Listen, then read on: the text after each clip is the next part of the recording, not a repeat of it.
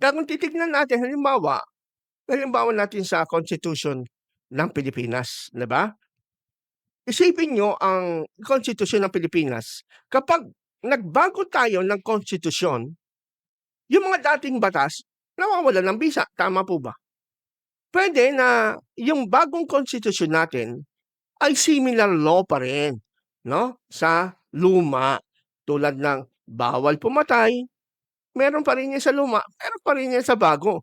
Pero itong pagkakaiba, pero sinusunod natin yon, "Wag kang papatay," hindi dahil sa sinabi ng 1935 Constitution.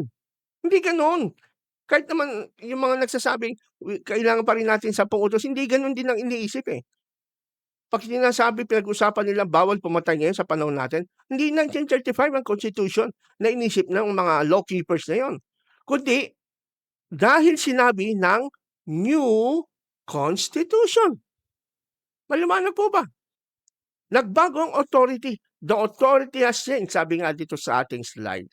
Merong do not murder, bawal pumatay noong 1935 Constitution.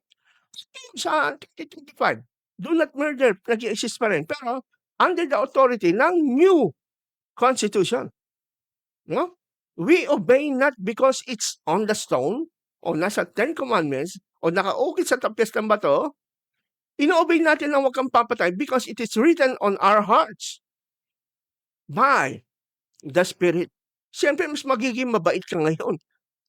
Hindi ka lang nakadepende sa nakaukit sa bato, kundi talagang inukit na sa puso natin nung tayo born again bilang mga Kristiyano. Maliwanag po ba, mga kapatid? So, ganun din tayo sa ating Christian life ngayon. Maling sinasabi ng iba na wala nang 10 utos, edi pwede ka nang pumatay. That's a false dichotomy.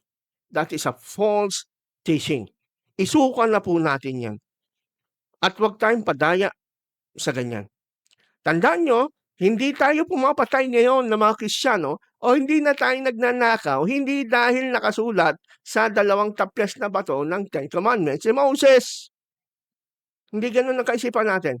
Hindi na tayo pumapatay at hindi nagnanakaw dahil nakasulat na sa ating mga puso under the law of Christ, under the new covenant, back up by the Holy Spirit, tayo po ngayon ay nagiging mas mabuti na. Mas magiging mabuti tayo dahil we are walking under the Holy Spirit. Amen? Yan po ang gusto natin sabihin.